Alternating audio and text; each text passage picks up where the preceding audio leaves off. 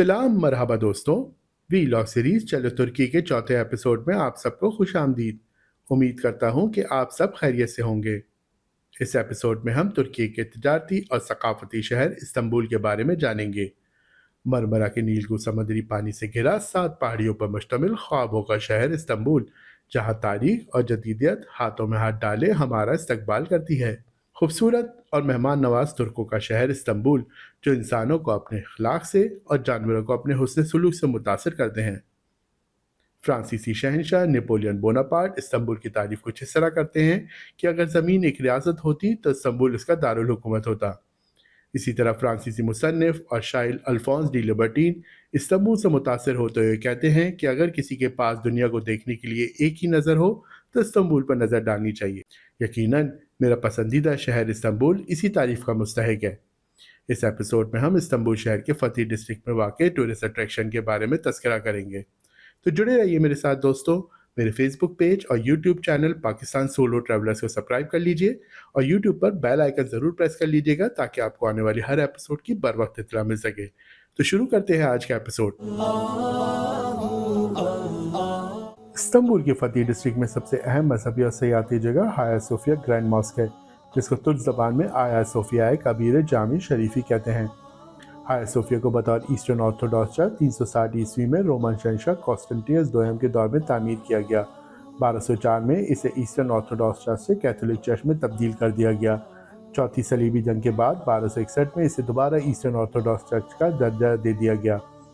1453 में जब उस्मानिया सल्तनत के सुल्तान महमद ने इस्तांबुल फतह किया तो उन्होंने हाया सोफिया की इमारत को चर्च से मस्जिद में तब्दील कर दिया। 1935 में सल्तनत उस्मानिया के इख्तिताम पर इसे मस्जिद के बजाय म्यूज़ियम में तब्दील कर दिया गया। 2020 में तुर्की के सदर रजब तैयब एर्दोआन ने इसे दोबारा मस्जिद में तब्दील करके बाकायदा नमाज का आगाज़ कर दिया। अब हाया सोफिया में 5 वक्त बाजमात नमाज होती है। Hagia Sophia UNESCO world heritage site की लिस्ट में शामिल है। 1600 साल से ज़ायद पुरानी हाया सोफिया की इमारत ने सदियों के नशेब व फराज देखे हैं। हाया सोफिया मजहबी और तामीराती इर्तिका की अलामत है। इसका आलीशान गुंबद उस वक्त के मेमारों की जहानत और कारीगरी का मुंह बोलता सबूत है। गुंबद को अंदर से खूबसूरत इस्लामी खत्ताती और फनकारी से मुज़ीन किया गया है। इसकी दीवारें बजंतीनी और इस्लामी अनासर का इम्तिजाज हैं, जो कि मुनफरिद माहौल पैदा करती हैं और जहाँ तारीख वाकई ज़िंदा हो जाती है। Hagia Sophia grand mask tourist के लिए हफ्ते के 7 दिन सुबह 9 बजे से शाम 7:30 बजे तक खुली रहती है। हाया सोफिया विज़िट करने के लिए बेहतरीन वक्त सुबह 9 बजे से 11 बजे तक और शाम में असर की नमाज के बाद का वक्त है। बाकी वक्त हाया सोफिया में एंट्री के लिए टूरिस्ट की लंबी लंबी कतारें लगी रहती हैं। जनवरी 2024 से फॉरेन टूरिस्ट के लिए हाया सोफिया ग्रैंड मॉस्क में एंट्री टिकट 25 यूरो पर पर्सन है, जो कि तकरीबन 875 टर्किश लीरा बनते हैं।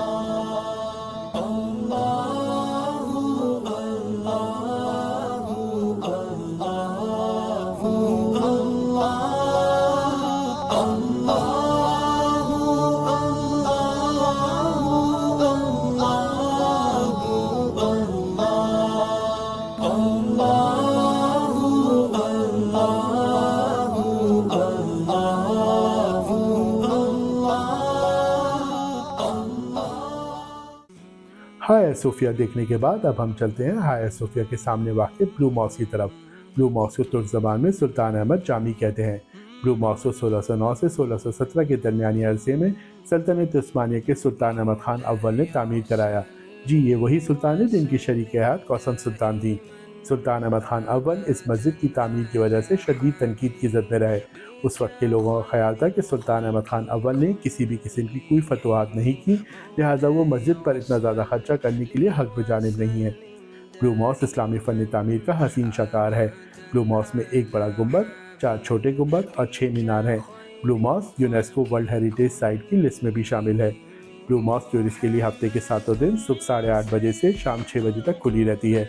दोपहर 12:30 से लेकर 2 बजे तक और दोपहर 3:45 से लेकर 4:45 तक टूरिस्ट के लिए बंद रहती है। ब्लू मॉस्क विजिट करने के लिए बेहतरीन वक्त सुबह 9 बजे से 11 बजे तक और शाम में असर की नमाज के बाद का वक्त है। बाकी वक्त ब्लू मॉस्क में टूरिस्ट का बहुत रश रहता है। ब्लू मॉस्क में टूरिस्ट की एंट्री फ्री है।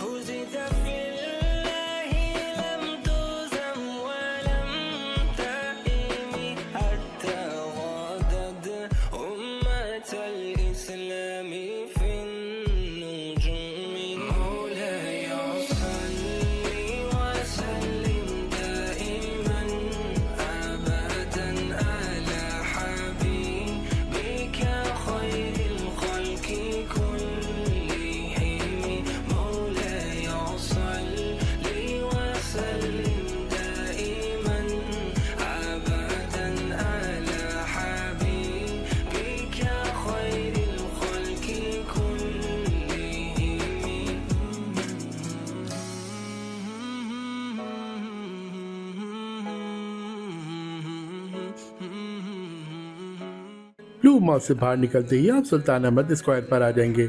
सुल्तान अहमद स्क्वायर को तुर्क ज़बान में सुल्तान अहमद मैदानी कहते हैं।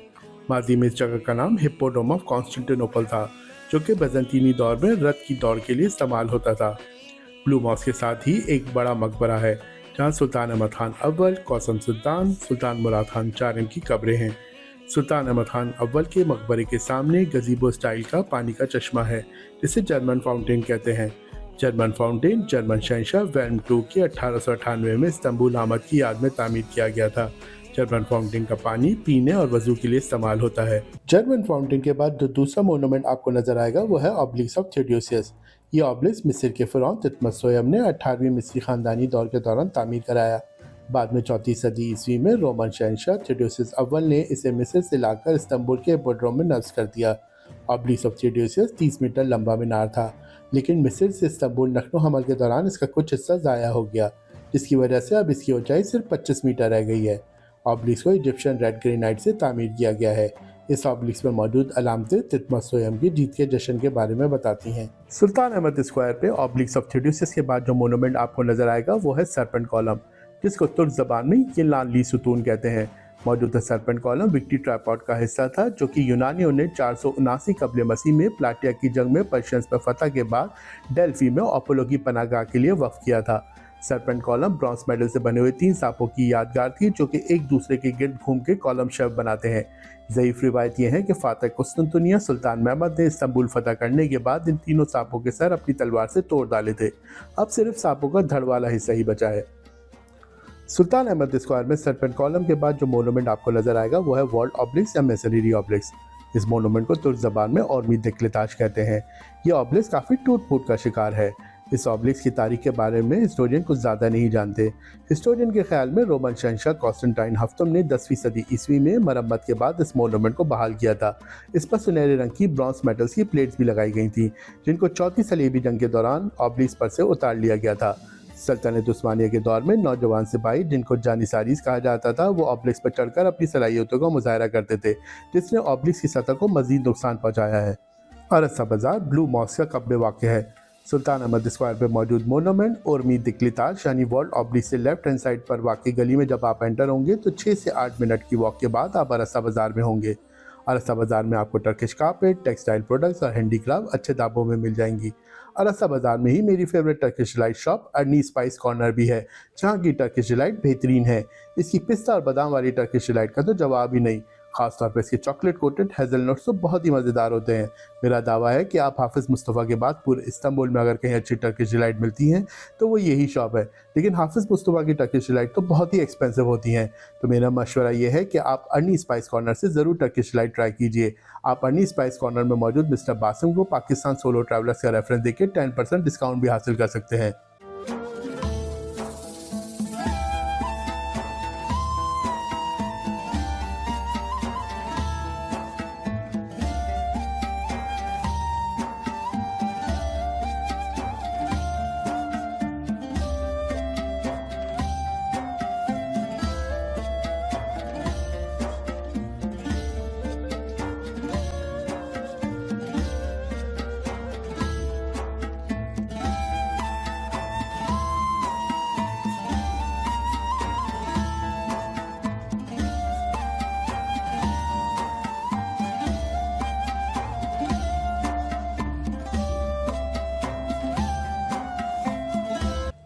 तो दोस्तों, हमने पूरा सुल्तान अहमद स्क्वायर खूब लिया है। अब हम सुल्तान अहमद स्क्वायर से बजरिया सुल्तान अहमद पार्क जब एग्जिट लेंगे तो सामने ही आपको बेसिलिका सिस्टन की एंट्रेंस और टिकट ऑफिस नज़र आ जाएगा। बेसिलिका सिस्टन को तुर्क ज़बान में यरबातन सरनाजी कहते हैं। बेसिलिका सिस्टन पूरे इस्तांबुल में कायम किए गए ज़ेर ज़मीन 700 हौज़ों में से सबसे बड़ा हौज़ है। बेसिलिका सिस्टन बिज़ंतीनी शहंशाह जस्टिनियन अव्वल ने 6ठी सदी ईस्वी में तामीर कराया। इस हौज़ में एक वक्त में 80,000 क्यूबिक मीटर पानी ज़ख़ीरा किया जा सकता है। इस हौज़ में 336 कॉलम है। हर कॉलम एक दूसरे से मुख्तलिफ है। इसमें सबसे पुरस्कार कॉलम वो है जिसकी बेस में मेडुसा के सर का मुजस्मा है। यूनानी अफसानों में मेडुसा को एक ऐसी औरत के तौर पर देखा जाता है जिसकी जुल्फ़ों की जगह सांप लटके होते थे और इसकी शक्ल इतनी खौफनाक थी कि जो भी उसको देखता पत्थर का हो जाता था।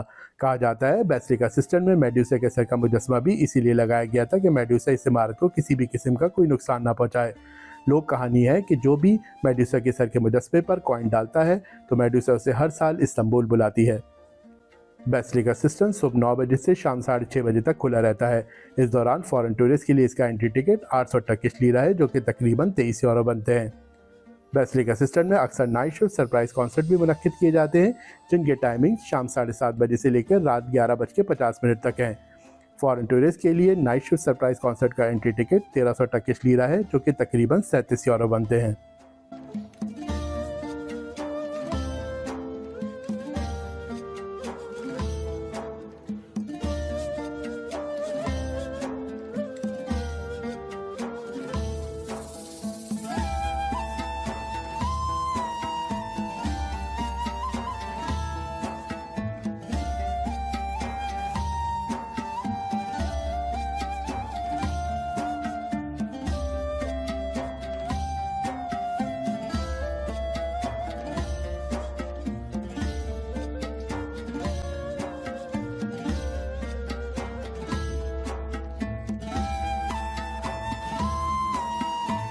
बेसिलिका सिस्टन के एग्जिट गेट से जब आप लेफ्ट हैंड साइड पर डाउन द लेन जाएंगे तो राइट हैंड साइड पर आपको गुलाने पाक का गेट नज़र आएगा। गेट से सीधा रास्ता आगे इस्तांबुल आर्कियोलॉजिकल म्यूजियम, हाया आयरीन चर्च और तोपकापी पैलेस म्यूजियम की तरफ जाता है और गेट के लेफ्ट हैंड साइड पर गुल्हाने पाक शुरू हो जाता है। गुल्हाने का मतलब उर्दू ज़बान में गुलाबों का घर है। बहार और गर्मियों के मौसम में गुल्हाने पाक गुलाब और गुल-ए-लाला यानी ट्यूलिप्स के फूलों से ढक जाता है। सर्दियों में गुल्हाने पाक गुल-ए-वफा यानी फॉरगेट मी नॉट के फूलों की चादर ओढ़ लेता है। तो आप भी गुल्हाने पाक में बैठकर कुछ देर खूबसूरत मनाजिर का लुत्फ़ कीजिए और तोपकापी पैलेस म्यूजियम घूमने के लिए ताज़ा दम हो जाइए।